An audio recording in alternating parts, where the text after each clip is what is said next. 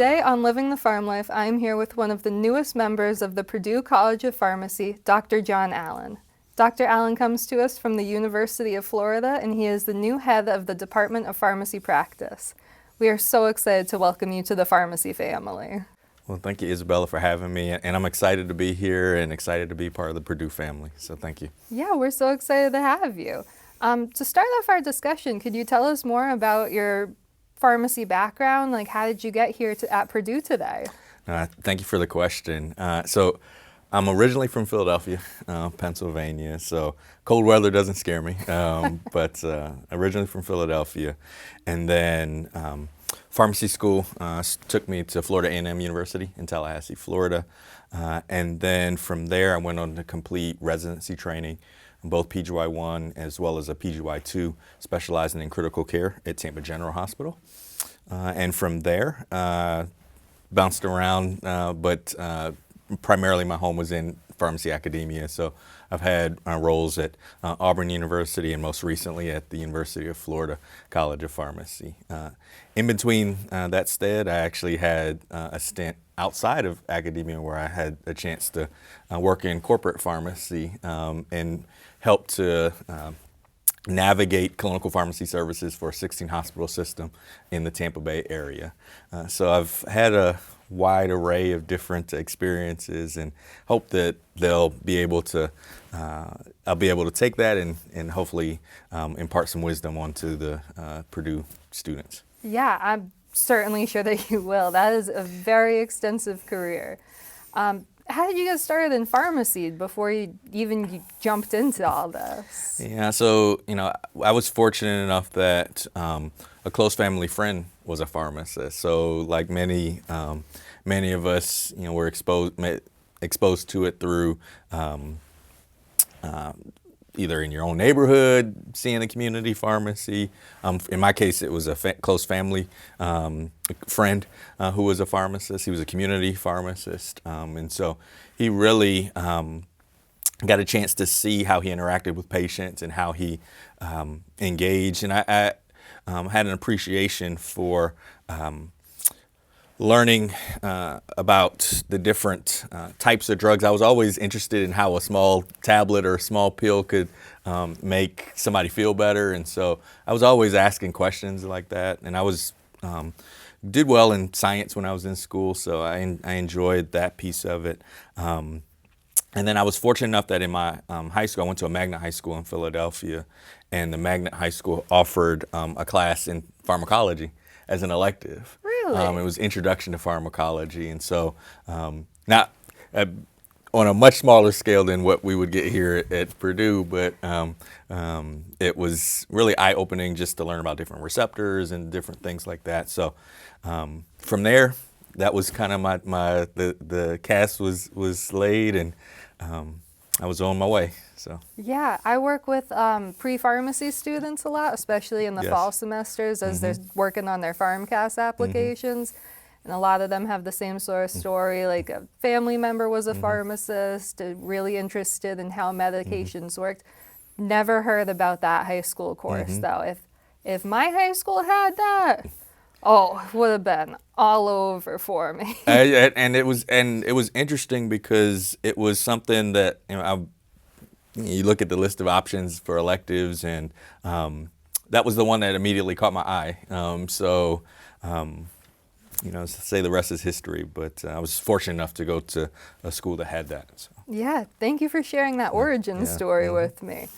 Could you talk about some of your career highlights? What have been some of your most memorable, your proudest moments? Well, I would say for me, one thing that I've prided myself in my career is just being adaptable. I've been in a few different settings, and I've been in able to take whatever setting I've been in and just try to be the best pharmacist that I could be. So, for instance, it's hard to boil it down to one. I would say my most recent thing that I've been very proud of was recently attaining R01 funding from the NIH to investigate the use of supportive care medications in patients with pancreatic cancer, and to really understand differences in why patients take the medication versus why they don't among different racial and ethnic minorities with pancreatic cancer. And there's not many pharmacists who have R01 funding, and so that was a big career goal of mine as a faculty member, and to be able to see it come to fruition was great. I say it is probably my most prideful moment as a pharmacist because not many pharmacists have it, as I mentioned, but people will read the top line that, okay, he got the grant, but I submitted that grant 6 times. Oh, or wow. some iteration of it 6 times over the course of 3 years.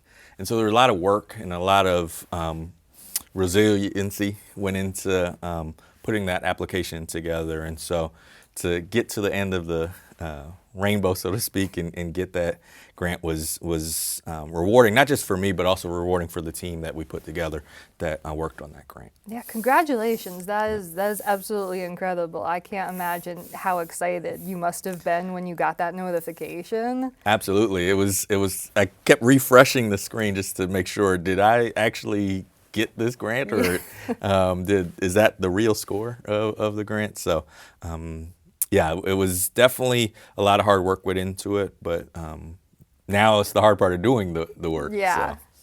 Yeah, congratulations again. Thank and you. I feel like I can probably speak for the College of Pharmacy when I say we're really glad that you're doing this here because... Absolutely. Yeah, I mean, that's incredible, and Purdue has to be very lucky to have you here. Well, I think it goes both ways. I'm excited to be here as well, and we'll keep doing great things together. So. Yeah. What attracted you to this position at Purdue? Well, I would say there are a number of different things. If you think about Purdue, and Purdue's well known in pharmacy academia and around the pharmacy world in general, are producing great clinicians, producing great scientists that are solving the next generation of issues that come up around medication use. And how to use them more effectively and how to use them more safely. And so that was one thing, is that it's has a long legacy of excellence behind it. And so I knew coming in that if I were fortunate enough to be selected as the department head, I'd be joining a faculty that has done great things before, and certainly looking to build upon the excellence that's already in place and maybe take it to new heights. So first thing I would say is just the history behind Purdue. Secondly would be just the people. When you look at folks in the department, we have a lot of well-known clinicians and scientists in our department who are doing great things or are world-renowned for what they do. And so to be able to lead that group certainly is humbling for me, but I'm certainly excited about what we can do together. I would say third, for me, just being able to be in an atmosphere where when we talk about health disparities, most of my work is around health disparities and trying to eliminate health disparities. And so the work that Purdue Pharmacy has done with the development of a center focused on eliminating health disparities and things that are happening at both the college and university level around health disparities. Those are things that excited me, and so looking forward to being able to add my 2 cents and certainly try to move it forward. Yeah, what are some of your top priorities in this position? I think for me, one of the things that I want to do, certainly anytime you come into a new position, want to learn more about what's happening and all the great things that are here. You can see it on an email or you can see it from a website, but actually talking to the faculty, I'm even more impressed about what's happening here at Purdue. I would say in terms of my priorities, one is certainly to continue to elevate the profession. I want to develop and along with faculty and graduate students and really the whole department, help to develop the next generation of pharmacists and scientists that are going to solve the next, going to be solving problems for their patients and for communities at large for the next 50 years, when we talk about pharmacists and students that are like yourself that are in place now, you're going to be a pharmacist for the next, 20, 30, 40, 50 years. We're training pharmacists and students for that type of role. And so, for me, that really excites me. And so I want to make sure that the product that comes from that, from our department in terms of how to practice pharmacy, is high quality.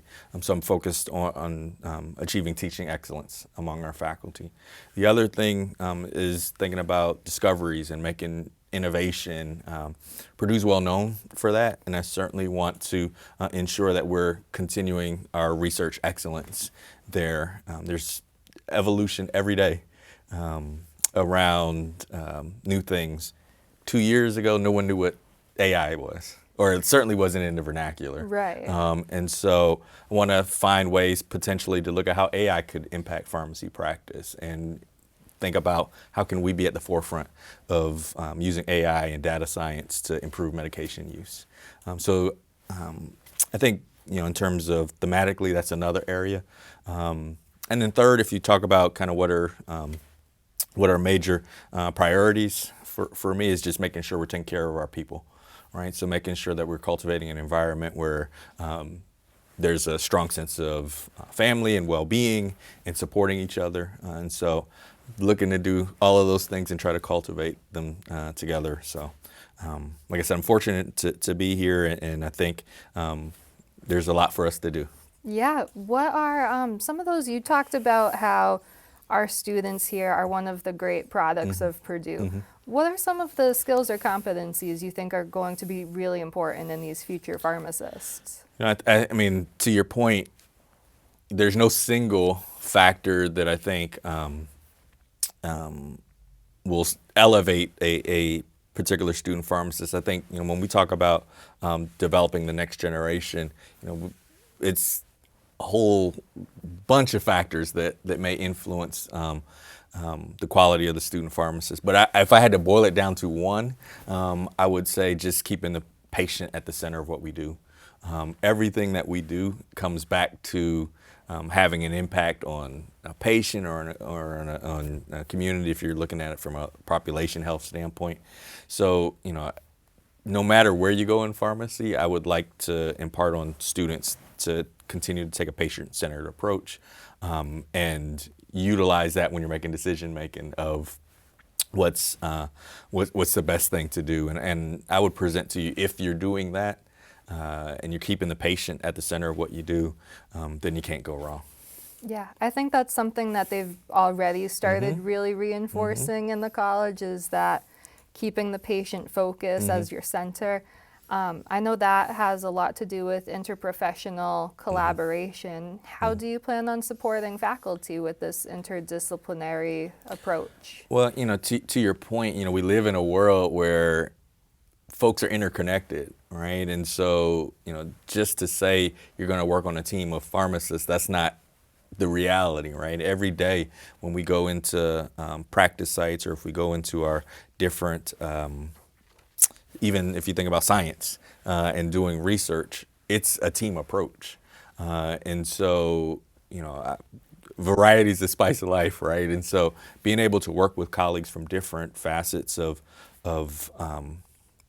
whether it's in a different discipline or even a different specialty is important. I would say in terms of how do I intend to cultivate that, I would encourage in terms of our research, making sure that we're connecting with various facets of thought. So for one example, one area I'm particularly interested in trying to strengthen is looking at health policy and how health policy may influence the way we use medications. And so, I think identifying, as a department and otherwise identifying other departments or other places in the university and outside that are looking at that same thing certainly can be a way for us to collaborate. So. Yeah, thank you so much for sharing that. I know you've kind of touched on this a little bit already when you talked about AI, but healthcare is going to change so much in the next 5 to 10 years. What kinds of changes are you expecting, and how do you want to prepare the college for those changes? That's a good question, right? If I was a genie and could figure out what are the next changes in the 5 years, I think I'd be a rich man. But I would say to you that I think in terms of where pharmacy is going, I certainly think automation is going to be. It's already here in many respects, but to see it in practice and seeing where it goes, to hopefully enable more pharmacists to maybe focus on clinical related activities, I think is something that could be impactful to the profession.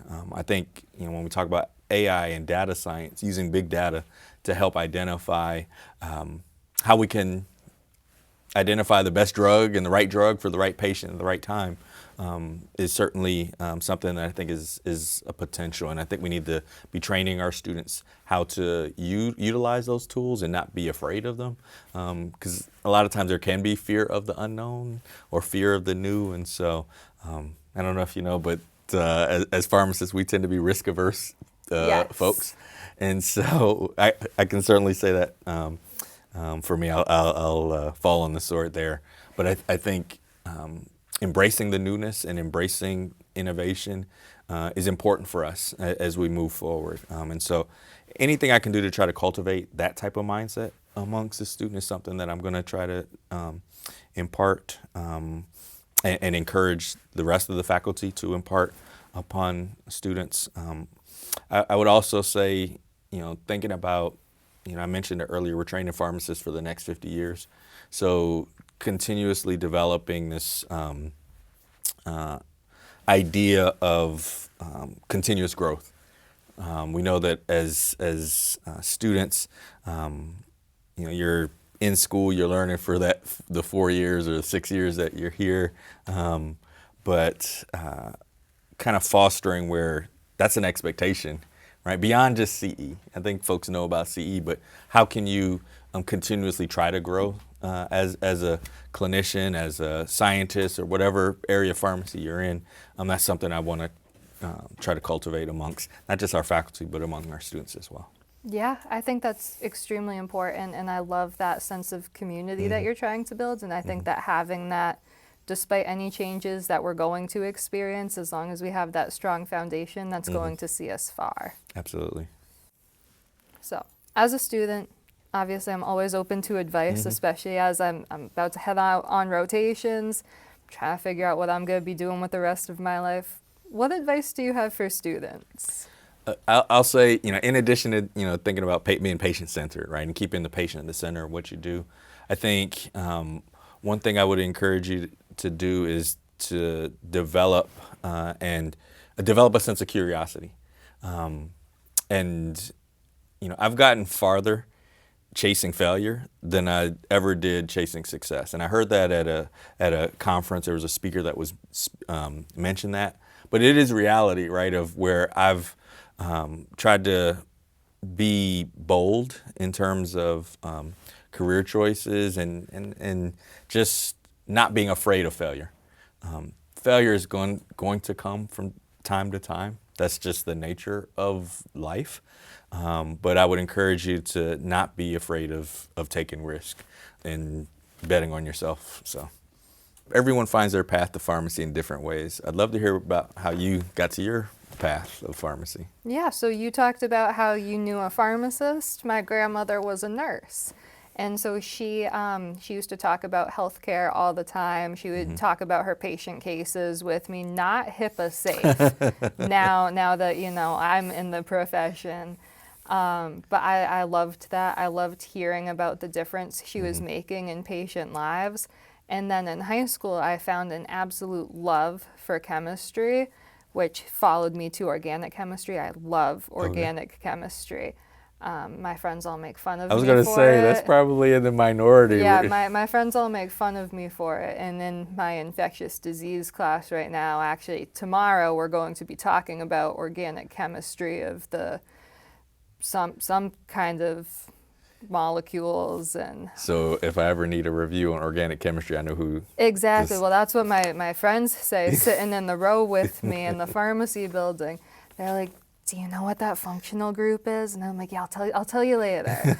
Diligently taking my notes, but that's kind of how I found my way to pharmacy, was through my grandmother and then into chemistry, which took me straight to organic and kind of back around to healthcare. Absolutely. So it's kind of all of it combined together. It was my perfect world all coming together. As a current student and as you're a P3 right now, so how do you see pharmacy, Purdue Pharmacy specifically, preparing you to take on the profession of pharmacy? I think Purdue Pharmacy has been really good at teaching me both what I need to know and also what I will be able to figure out. I've had classes just specifically on understanding other people's research and how to do my own research, so that way I can report that out to patients and providers, which I think has been really good as we talk about all of the changes that we're going to see in healthcare in the future. I mean, 5 years from now, the drugs that I learn today may not be what's used anymore. They may not be first line. They may not even be third line treatments. So I think Purdue having all of this time put into teaching you that you're not going to know everything and that's okay, but here's how you will know things, I think that's been really helpful. And I think that'll be really helpful as I go on rotations and then for my future career after. Well, I mean, to your point, I think getting skills is certainly, yes, we need to know the drugs, right? That's obvious as a pharmacist, but, if we can develop skills that are transferable to different areas of pharmacy or even different facets of day-to-day practice as a pharmacist, that is what's going to carry you further than just memorizing, drug names and how they work. Exactly, and I think that's going to help no matter what area of pharmacy students go into. That's something else I really like about Purdue, is that we don't really try to pigeonhole our students into a particular area. Like, I'm interested in nuclear, I'm hoping to go into that after I graduate, but based on the skill set that Purdue gave me, even if I spend 10 years in nuclear, I could transition to something else, and I would be able to build back up that knowledge that I learned here in school and, whatever else happens in the next 10 years. But I think having that opportunity to see different things and to figure out how it will allow so many students to have very nonlinear careers. Absolutely. My career is testament to being nonlinear, so I certainly would appreciate that as well. I have one last question for you. So I'm not sure if you've seen any of these episodes, but I like to ask kind of a fun question at the end. So my fun question for you, if you had to create a pharmacy-themed superhero, what would their powers be and what would you name them? Oh man. What would their powers be and what would their name be? That's an interesting question. I would say I think their powers would be to,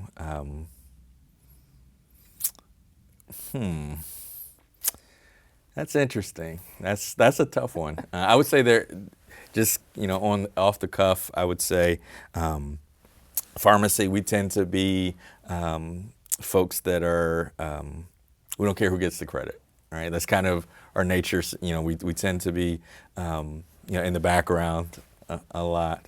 And I think at the end of the day, to make sure patients get what they need. I would say as a superpower, just being a super healer, right? Being able to, and if a patient was in need, being able to meet their needs, lickety split. What would their name be? Oh man. Super RPH. I'm sure there are probably more creative names, but that's what immediately comes to mind. So. Hey, I like it. For me, in my one of my classes, we're doing infectious disease right now. So obviously, I went to like the stewardess, and she would help with antimicrobial, like resistance, and that would be my superhero. Awesome. Yeah, I did have a lot of time thinking about that though. So and you know, it's interesting too. Another one that now that pops in my mind is pharmacists, we a lot of times have to be super sleuths. Yes. Right? And figure things out. We get a lot of information from different patients or from patients and provider, and putting it all together. Oftentimes we got to go the extra step. So maybe super sleuth. I don't know. But, I like that one too. Thank you again so much for being here. I had a great time talking with you today. Same here. Thank you so much.